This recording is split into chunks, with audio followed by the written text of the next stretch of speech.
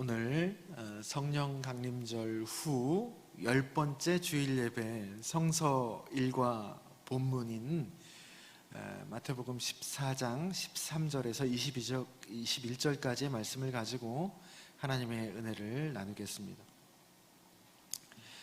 저는 가끔 제 머리가 복잡할 때 생각을 더 하는 것이 아니라 아무 생각 없이 때론 걷습니다. 그리고 더 나아가서 걷는 것이 아주 좋은 기도 중에 하나라고 여기고 있습니다. 실제로 하나님께서 우리 안에 그 노예 근성이죠, 죄죠, 죄의 다른 표현 아닙니까? 노예 근성입니다. 애굽의 노예 근성, 풍요의 노예 근성, 생각에 사로잡혀 있는 우리의 중독, 그 독성을 뺄 때 순례의 여정을 걷게 하시는 방법을 주로 택하시거든요. 광야 40년이 대표적인 것입니다. 그 순례라는 것이 다름 아닌 걷는 것을 매개로 해서 하나님과의 관계를 새롭게 하는 것이죠. 그래서 뭔가 이렇게 숙변이 쌓이듯 고민이 있거나 스트레스가 빠지지 않을 때는 더 오래, 때로는 하루 종일 걷기도 합니다. 한국에 걷기 좋은 길들이 참 얼마나 많이 있는지 모릅니다. 스페인 까미노 데 산티아고 40일 동안 그 대표적인 순례의 길이죠. 많이들 우리나라에서도 갑니다. 근데 한국에도 참 걷기 좋은 길들이 의외로 많이 있습니다. 저기 태안에 가면 그 태안과 안면도가 원래 이렇게 육지와 섬으로 있다가 이제 다리로 이어졌잖아요. 그 태안과 안면도의 해변길을 1코스부터 7코스까지 한 코스당 한 10km 정도 내외씩 참 이렇게 잘 닦아 놓았습니다. 걷도록. 무려 국립공원입니다. 그러니까 엄청나게 잘 해놓은 거죠. 근데 사람들 잘 몰라요. 그 중에서 제가 좋아하는 코스가 5코스거든요. 노을길이라고 하는.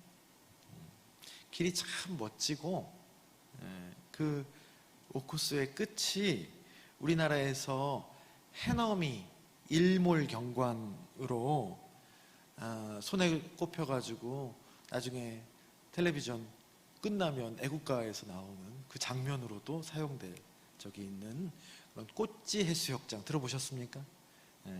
참 이렇게 해넘이가 참 예뻐요. 우리 언제 한번 가지요. 게다가 거기 이제 가면, 꽃지 해변을 가면 회를, 아주 현지 사람들만 아는 회를 아주 싱싱하고 싸게 떠주는 곳이 있어요. 활용점정이라고 할 수 있습니다. 그 코스를 그래서 너무너무 좋아합니다. 한 번은 몇 년 전에 아내와 막내 이제 아들, 이제 초등학교 2학년쯤 됐을 때, 한참 됐죠. 셋이서 그렇게 함께 그 길을 걸어갔습니다. 5코스를. 딸 둘은 그런 것은 아주 질색이고, 걷는 거, 산 이런 건 질색해서 아예 생각도 안 하고 셋이서 갔습니다. 막내 아들이 지금은 사춘기라 조금 다크하지만은 어릴 때는 막내로서의 엄청 밝았거든요. 에너지 공장이었어요. 그래서 거기 데려가니 신났죠. 그때가 이제 겨울이었는데 해변에서 눕고 달리고 자기 혼자 노래를 부르고 그런 모습을 보고 있는 저와 제 아내도 참 행복했었습니다. 그런데 거의 이제 다 와가지고 한 1-2km 남겨놨는데 애가 갑자기 짜증을 막 내고 말짓을 하고 뭔 말을 하면은 막 눈에 막 그 아세요? 흰자가 한 90% 되는 흰자를 막 보이면서 반항을 하는 거예요. 너 갑자기 왜 그래? 어? 그래도 말도 안 하고. 그래서 막 너 그렇게 행동하면 안 된다. 엄마 아빠가 말하는데 그런 태도를 보여서는 안 되는 거야. 막 그러면서 이제 그렇게 얘기를 해도 좀 전까지는 같이 즐겁게 잘 갔던 애가 이제 멀찌감치 이제 마음도 이제 닫아놓고 떨어져가지고 혼자서 가고 그러는 거예요. 분위기 좋다가 분위기가 맨 마지막에 다 망쳐버린 거지.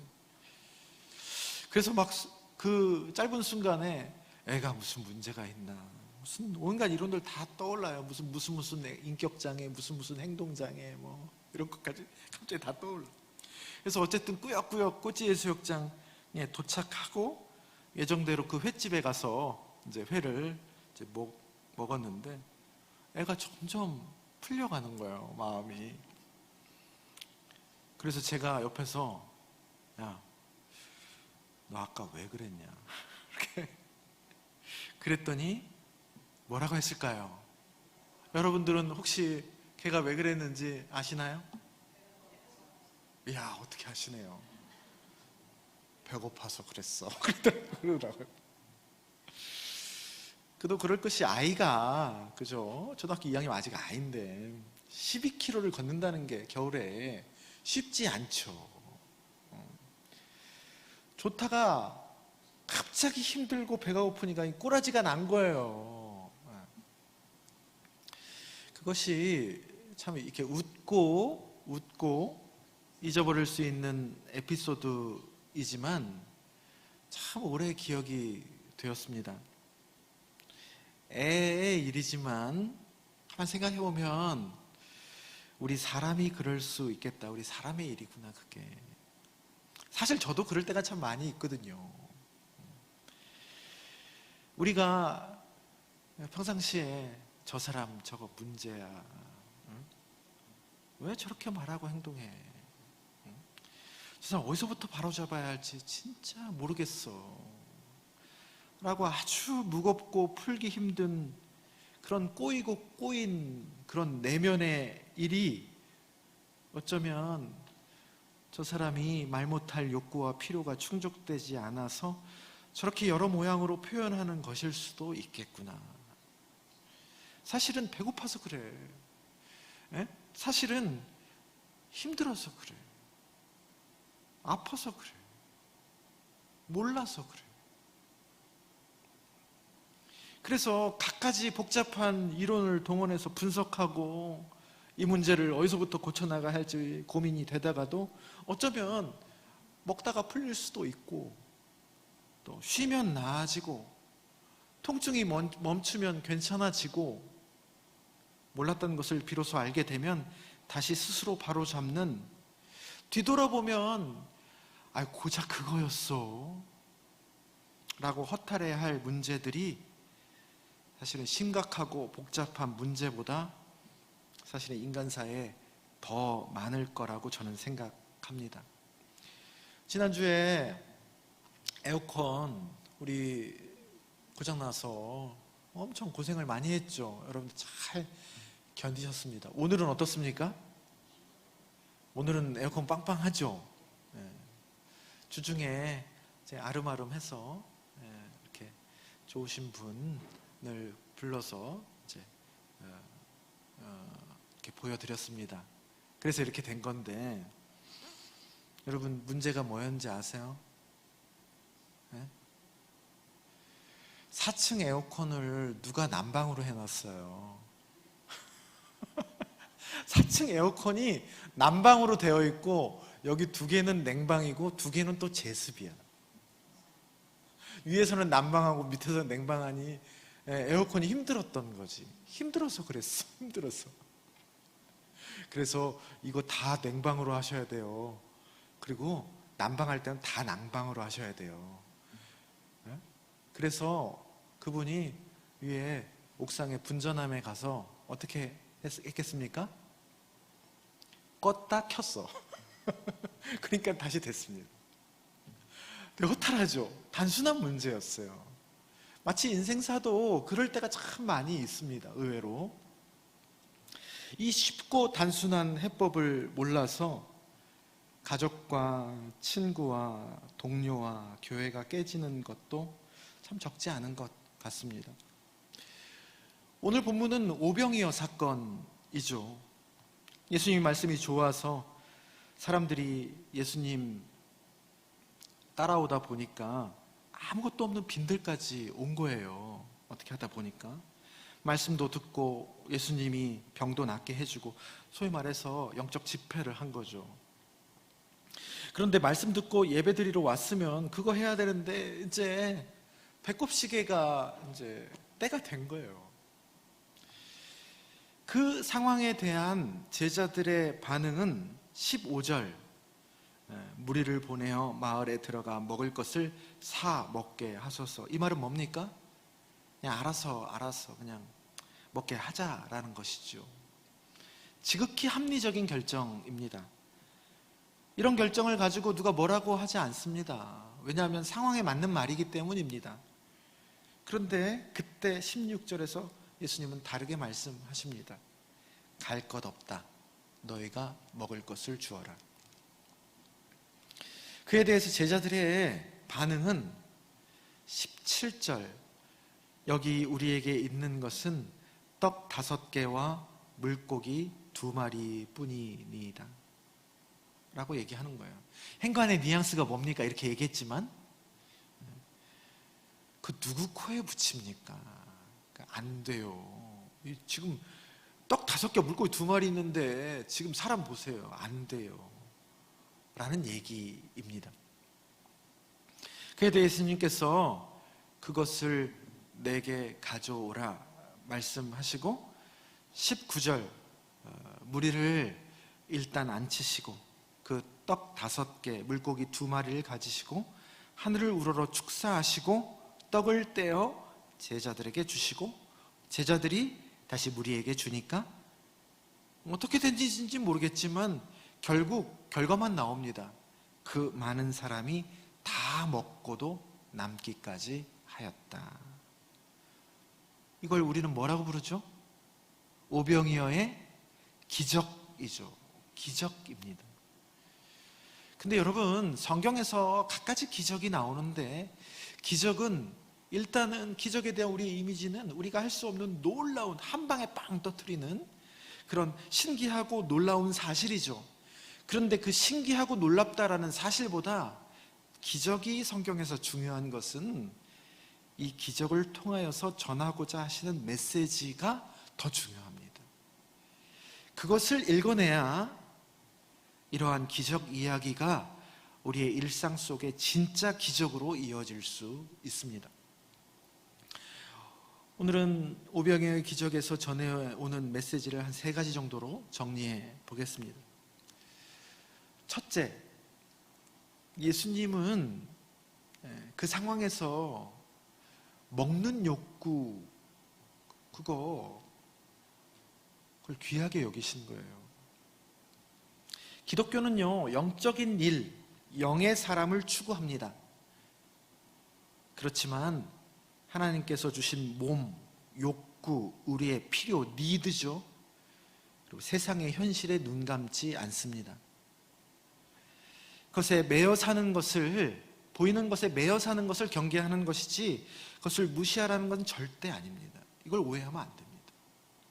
예수님께서 이 땅에 몸을 입고 성육신을 하셨고 그리고 그 몸이 죽자 돌아가시고 다시 부활하셨는데 어떻게 부활하신 것이죠? 몸으로 부활하신 것입니다. 그래서 사도신경을 우리가 고백했지만 사도신경에서 우리는 그냥 부활을 믿는다라고 고백하지 않고 뭐라고 고백합니까? 콕 집어서 몸의 부활을 믿는다. 몸의 부활이라고 정확하게 표현한 것도 자칫 영지주의에 치우쳐서 복음을 알맹이 없는 허망한 것으로 오해할까 봐 그런 것이 아닌가 생각합니다. 말씀 듣고 하나님 경험하러 말이죠. 여기까지 왔으면 그거 집중해야지. 밥 먹을 생각이나 하고 말이죠. 절대 그러지 않으십니다. 제자들이 오히려 그랬죠. 먹는 문제에 대해서 먹는 문제를 대표하는 우리의 보이는 욕구, 표면적인 욕구, 어떻게 보면 그리스 철학에서는 천한 욕구에 대해서 우리 주님께서는 아주 소중히 다루시는 것을 오늘 본문에서 볼 수 있습니다. 우리 그리스도교는 가난과 고통 속에서도 하나님으로 인해서 기뻐하는 것을 추구합니다. 그걸 이상으로 삼습니다. 그렇다고 해서 가난의 문제, 고통의 문제에 눈 감는 종교가 아닙니다. 오히려 더 그 문제를 풀기 위해서 애쓰고 기도하고 자기 역량껏 뭐라도 하는 데까지 하라는 가르침을 주는 종교가 우리 그리스도교입니다. 두 번째는 이 기적을 통해서 하나님은 넉넉하고 풍요로운 분임을 알 수 있습니다.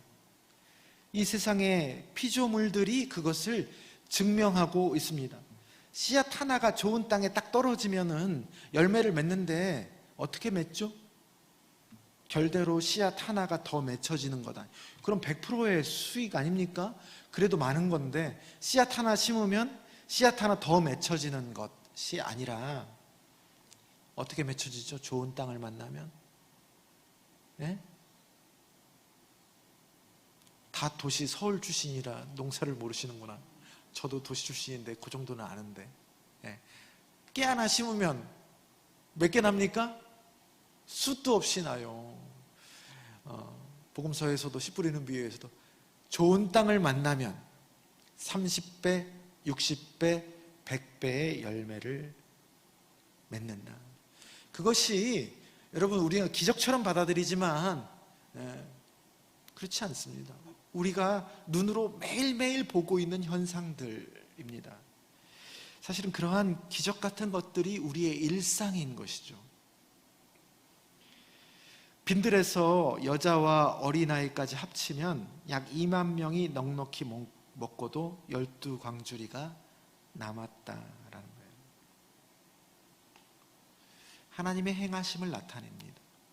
하나님이 이때만 기적을 베푸시는 것이 아니라 신실하신 하나님께서 계속 창조를 통해서 우리 주변에 하루가 멀다 하고 이런 기적들을 꼼꼼히 맺어 나가시는 거예요. 로마서 10장 12절에서 하나님에게는 유대인에게나 헬라인에게나 차별이 없으시다라고 선언합니다. 개역개정에서는 좀 애매하게 번역되어 있는데 원어에서는 그 이유를 뭐라고 설명하냐면요, 유대인이나 헬라인에게나 차별이 없다는 이유를 뭐라고 설명하시냐면 하나님은 넉넉하신 분, 부요하신 분이기 때문이다 라고 이유를 댑니다. 없을 때요, 넉넉하지 않을 때 너는 유대인이니까 이만큼, 너는 헬라인이니까 이것만 먹어, 그렇게 나래비를 세우고 차별하곤 하는데, 다 죽어도 남을 만큼의 풍성함이 있는 자리에서 뭐할로 차별을 하고 찔끔찔끔 하겠습니까? 그 다음 로마서 10장 13절이 우리가 다 아는 말씀이죠. 누구든지 주의 이름을 부르는 자는 구원을 받으리라 가 이런 맥락에서 나오는 얘기입니다. 이 말씀은 요엘서 2장을 인용한 말씀인데, 구약의 개념은 그냥 이름을 부르는 것이 아니고 건져달라고 이름을 부르는 거예요. 구약의 이름을 부른다의 개념입니다. 빠져있는 나를 내 힘으로 할 수 없으니 제발 건져달라고 주의 이름을 부르는 거예요. 그런 사람에게 우리 사람이야, 건지다가 힘이 빠지면 몇 사람 못 건지고 미안하다, 내가 힘이 없다, 못 건지겠다, 그럴 수 있고, 그래서 건질 사람을 정하지 않습니까? 건질 사람 정하고 나머지는 포기하고 그 사람도 체념하고 그러는데, 하나님은 어떤 분이시다? 넉넉하신 분이시다. 다 구하고도 남을 만한 힘과 사랑을 가지고 계시는 분이시다. 그래서 자격을 따지지 않고 누구든지 구원을 열망하는 이는 구원을 얻으리라, 구원해 주시는 분이시다 라는 얘기입니다. 그래서 여러분, 구원의 문제, 존재의 문제거든요. 그것을 이해함에 있어서 인종차별, 백인은 하나님이 사랑하시고 흑인은 하나님이 덜 사랑하시고, 성차별, 남자는 하나님이 특별하게 여자는 좀, 여자 숫자도 세지도 않아요. 남자만 5,000명이에요.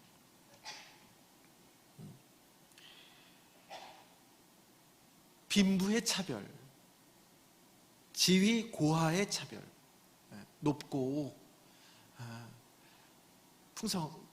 부자인 사람, 세상으로 성공한 사람만 하나님께서 인정해 주시고 복 주셨다. 장애인과 비장애인의 차별 같은 차별적인 시선은 하나님의 넉넉하심을 드러내지 못하는 것입니다.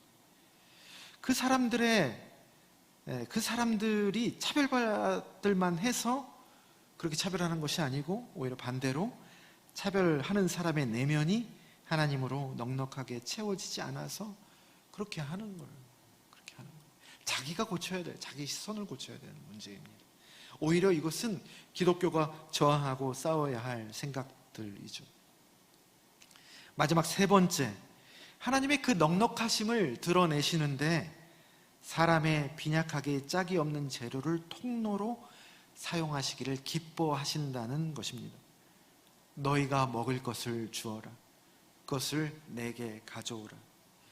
그 떡 5개와 물고기 2마리라는, 어떻게 보면 하나님 면 빠지는 거 아니에요. 하나님이 결과적으로 다 주실 거면서, 넉넉하신 분이면서, 다 먹이고도 12강 중에 남게 해 주실 거면서, 여러 면에서 빈약한 재료, 그 떡 5개, 물고기 2마리가 뭐라고.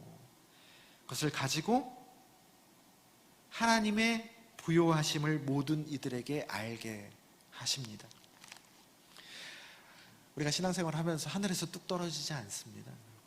하늘에 뚝 떨어지지 않고 사람이 가지고 있는, 비록 초라하지만 마음이 듬뿍 담겨있는 그 작은 것을 귀하게 사용하셔서 도무지 계산이 안 나오는 일들을 넉넉히 행하신다라는 얘기입니다.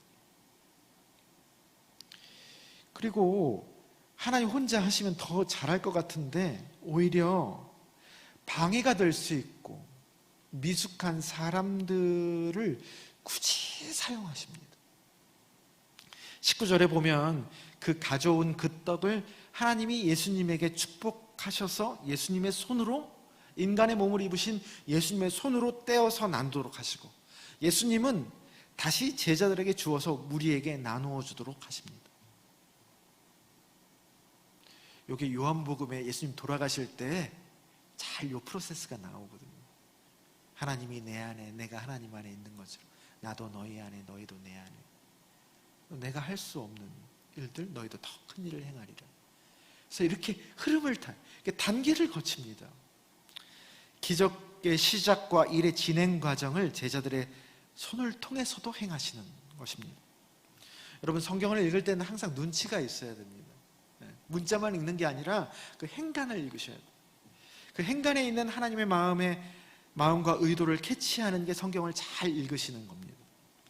그 제자들을 사용하시는 이유, 제자들이 가지고 있는 것들을 쓴다는 것은, 여러분 눈치가 있으면 뭘 말합니까? 너희가 줄 수 있다는 메시지예요. 니들 걸로 주는 것이 아니라, 니들이 부자라서 줘, 그거 줘도 너 남잖아 라는 얘기가 아니라, 니들 손을 통해서 하나님의 지극히 풍요한 것을 흐르게 하시겠다는 것이죠. 소유에 상관없이 니들 통로로 사용하겠다는 얘기입니다. 그래서 없어도 줄 수 있는 거예요. 사렙다의 과부처럼. 여러분, 부르심을 그렇게 이해하셨으면 좋겠습니다. 우리를 부르신다는 것, 어떤 사람에게 마음을 주셔서 그의 필요가 보인다는 것, 그것은 내 거를 하나님께서 뺏어가고 징발하는 것이 아니라 나를 통해서 하나님의 부요한 것을 흘려주시려는 택함을 받은 것이다. 자기중심적인 자아를 사용해서 그 경계를 허물어서 하나님의 풍요로움을 전하는 복된 통로로 사용하시기 위해서 우리를 부르시고 우리를 그분의 힘으로 의롭게 하시고 마침내 영화롭게 하신다라는 메시지입니다. 사랑하는 낮은동산교회 성도 여러분, 이제 말씀을 정리하겠습니다. 오늘 오병이어의 기적을 통해서 주님은 우리의 필요와 욕구를 채우시는 분, 그것도 넉넉하고 풍요롭게 채우시고 건져내시고 또 그 일에 우리를 너 빠져 내가 다 할 테니까 아니고 우리를 기꺼이 참여시켜 주신다라는 것을 나누었습니다. 아브라함이 가진 것 가지고 복의 통로가 되라는 거 아니에요. 아브라함 일단 떠나, 일단 손을 펴. 그러면 내가 너를 복덩어리로 만들어줄게. 너를 복의 통로로 삼아줄게. 너의 존재를 사용하시겠다는 겁니다. 너의 소유를 사용하시겠다는 게 아니에요.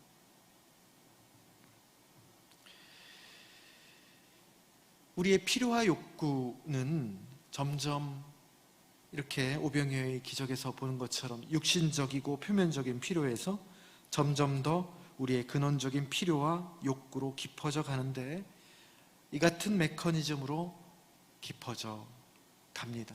넉넉하게 우리를 통하여서 우리의 욕구를 채워가시는, 우리의 필요를 채워가시는, 우리의 표면적인 욕구에서부터 저 깊은 갈망에 이르기까지 이 먹을 것을 채워주심을 통해서 먹는 것으로 채울 수 없는 더 근원적인 갈망, 죄죠. 죄에서 벗어나서 영원히 목마르지 않는 생수, 늘 든든한 영원한 생명의 빵을 채워주시고 그것도 넉넉히 채워주시는 분이 우리 주님이시다라는 것을 말해주고 있습니다. 19절에 여러분 축사하시고 떼어 제자들에게 주시는 것, 이거 어디서 많이 본 듯한 장면이죠. 어디서 보죠? 예수님 돌아가시기 직전에 성만찬 사건을 연상케 합니다. 그것들을 제자들에게 주시며 성만찬 때 진정한 갈망을 채워주시는 거예요. 사마리아 여인에게처럼 그들을 사용하셔서 성령을 통하여서 다른 이들의 깊은 허기를 하나님이 넉넉하게 채우시는데 쓰임받게 하시려는 선언이시거든요. 성만찬 사건이 돌아가시기 직전에 너희들이 이제 성령을 통하여서 나의 일을 할 것이다. 십자가 상에서도 자신의 육체를 드려 하나님의 한량없는 구원의 은총이 십자가를 통해서 세상에 넉넉하게 흘러가게 하셨고 제자들에게 각자 자기의 십자가를 지고 나를 따르라고 하는 것이 너 한번 이제 나도 죽었으니까 너도 죽어봐라 라는 게 아니고 예수님이 그렇게 복의 통로로 흘림을 받았으니까 너희들에게 나눠주는 거예요. 너희들도 십자가를 지고 예수님께서 하나님께서에게 받은 것들을 또한 너희들도 넉넉히 흘려주는 통로가 될 것을 부탁하고 계시는 것입니다. 우리 그리스도인과 교회는 그래서 여러분 서로가 서로에게 필요를 표면에서부터 심층과 근원까지 알아봐 주는 거예요. 심층만 알아봐 주는 게 아니에요. 표면적인 필요도 알아봐 주는 거예요. 배고파서 그래, 힘들어서 그래, 몰라서 그래, 외로워서 그래 라는 것을 알아봐 주고, 그런데 왜 그렇게 표출을 하나? 왜 외롭나? 왜 배고픈가? 근원적인 배고픔, 근원적인 외로움, 근원적인 고통, 근원적인 무지를 점점 알아가는 것이, 거기까지 이르는 것이 우리의 교회의 역할입니다. 그것을 내 것을 가지고 서로 채워주는 것이 아니라 내 것을 마중물로 하여서 넉넉하신 하나님의 것들이 흘러가도록 해주는 통로로 살아가도록 부르심을 받은 존재가 우리 그리스도인이고 교회인 줄로 믿습니다. 우리 낮은동산교회가 이 부르심에 충실한 풍요로우신 하나님을 맛보고 전하는 진정한 오병이어의 기적의 장이 되기를 주님의 이름으로 축원합니다.